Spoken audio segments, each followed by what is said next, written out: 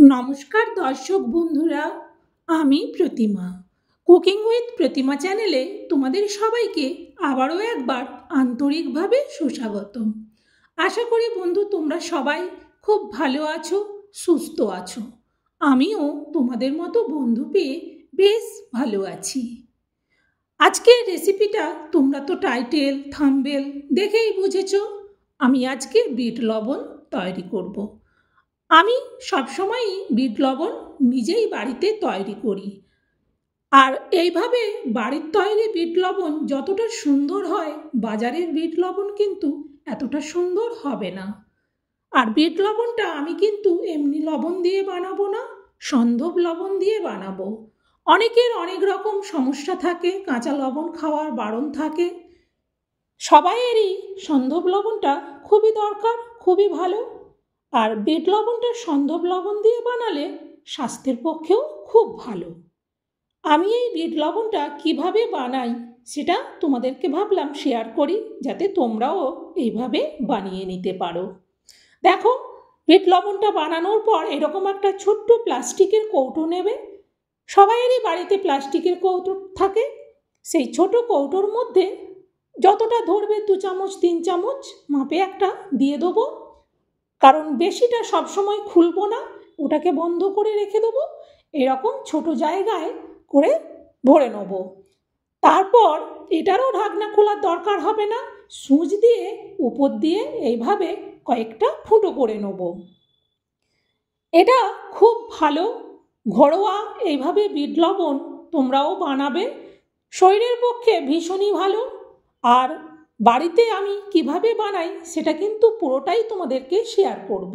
তাই তোমরা একটু স্কিপ করো না, প্রথম থেকে দেখো বিট লবণ তৈরিটা আমি কিভাবে করি।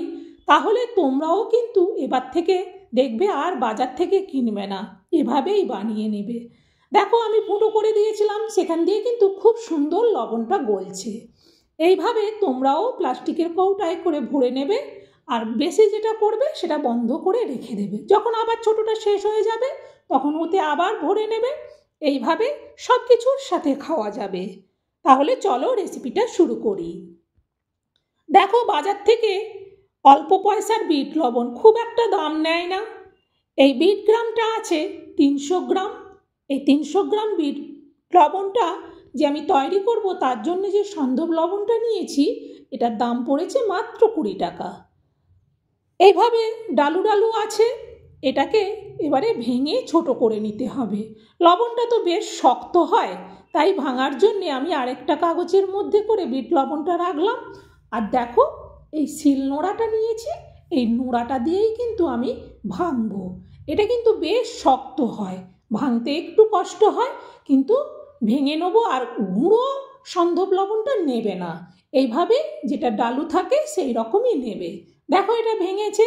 এবার গুঁড়োটা সরিয়ে নিচ্ছি, সরিয়ে নিয়ে আমি আবারও পুরোটা এরকম অল্প অল্প করে গুঁড়ো করে নেব। এইভাবে যদি বিট লবণ বাড়িতেই তৈরি করে রাখো, সব কিছুর সাথে খাওয়া যায়। আমরা কত কিছুই বিট লবণ দিয়ে খাই। আর যাদের হাই প্রেশার থাকে তাদের জন্য তো এই সন্ধব লবণটা খুবই উপকারী। শুধু পেশেন্টরা কেন, সবাই সুস্থ মানুষও যদি এই সন্ধব লবণ ব্যবহার করে তাহলে কিন্তু সবাইয়েরই শরীর খুব ভালো থাকবে। দেখো, এইভাবে গুঁড়ো করে নিয়েছি। এতে এখনও ছোট ছোট ডালুগুলো আছে, দাঁড়াও তোমাদেরকে দেখাচ্ছি। আমি এই ঝুড়িটার মধ্যে করে ছাড়িয়ে নিচ্ছি যে কতটা ডালু আর থেকে গেছে। দেখেছো তো কত বড় বড় ডালু ছিল, সেটাকে আমি সুন্দর করে ভেঙে নিয়েছি। এইরকম যে ছোট ছোট ডালুগুলো আছে, এটা আর কোনো অসুবিধে হবে না, এটা আর না গুঁড়ো করলেও হবে। এবার আমি রেসিপিটা শুরু করব। চলো, আবার এটা একসঙ্গে মিশিয়ে নিচ্ছি, কোনো অসুবিধে হবে না এরকম ডালুগুলো থাকলে। নতুন বন্ধুরা আমার পরিবারের বন্ধু হয়ে আমার পাশে থেকো। দেখো, আমি একটা কড়াই বসিয়ে দিয়ে গুঁড়ো করে সন্ধব লবণটা আমি কড়াইয়ের মধ্যে দিয়ে দিলাম। এবার এটাকে প্রথমটা আমি গ্যাসটা বাড়িয়ে রাখবো। যখনই এটা গরম হতে শুরু করবে তখন কিন্তু গ্যাসটা কমিয়ে দেবো। নতুন পুরনো সব বন্ধুদেরকে বলবো, লাইক দিও, লাইক দিয়ে রেসিপিটা দেখা শুরু করো, কারণ লাইক পেলে রেসিপি শেয়ার করার উৎসাহ অনেক গুণ বাড়ে। বন্ধুরা সবাই রেসিপি দেখো, কিন্তু সব বন্ধুরা লাইক দাও না। এত সুন্দর একটা উপকারী রেসিপি শেয়ার করছি, আর এটা প্রত্যেক বাড়িরই এটা লাগে। বিট লবণ না হলে আমাদের কি বলবো হয় না।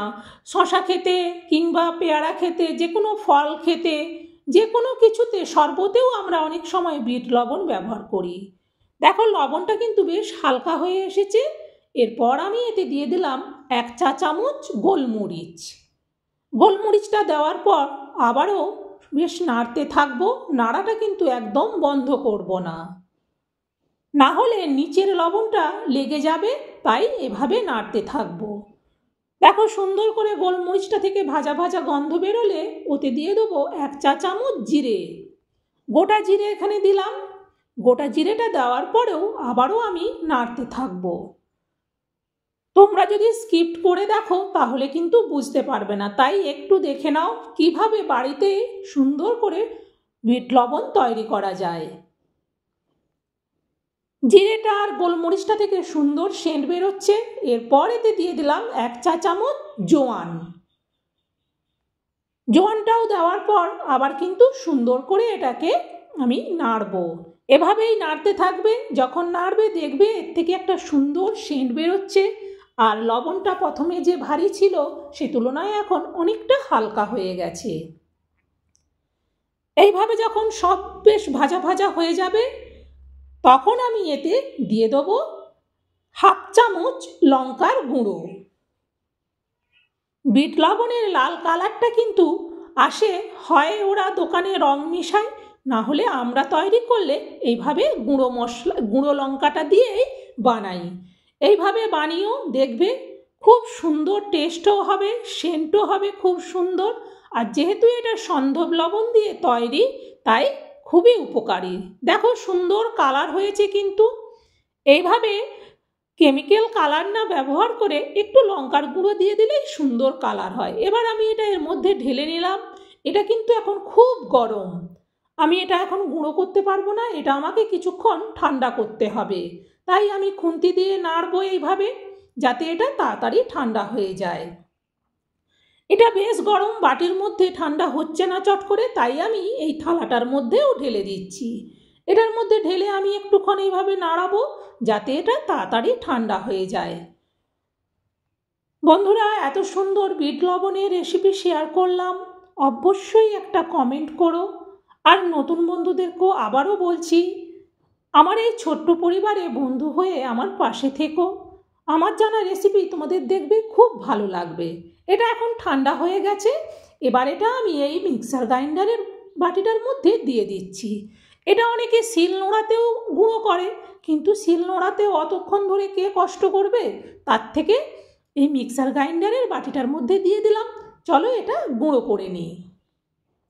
দেখো গুঁড়ো করে নিয়ে চলে এসেছি।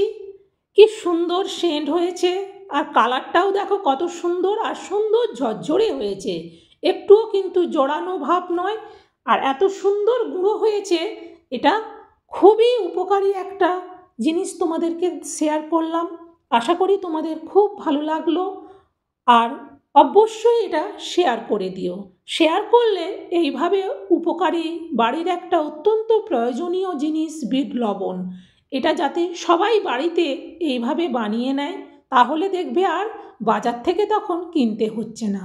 আর ওই যে বললাম বড় জায়গায় করে রাখবে, তার থেকে ছোট্ট একটা প্লাস্টিকের কৌটার মধ্যে ভরে নেবে, ভরে সেটাকেও সূচ দিয়ে ওইভাবে ফুটো করে নিলে সব কিছুর সাথে আর তখন তোমাকে ঢাকনা বারবার খুলতে হবে না, চামচও লাগবে না, শুধু একটু ঝাড়িয়ে নিলেই হবে। বন্ধুরা আজকের মতো রেসিপি শেষ হয়ে গেল। কিভাবে আমি বিট লবণ বানাই সেটা তোমাদেরকে শেয়ার করলাম। তোমরা এবার তোমার আত্মীয় পরিজন বন্ধু বান্ধবদেরকে শেয়ার করে দাও, যাতে তারাও এইভাবে সুন্দর লবণ বানিয়ে নিতে পারে। আবারও বন্ধুরা পরের রেসিপিতে দেখা হবে। সবাই ভালো থেকো, সুস্থ থেকো, টাটা।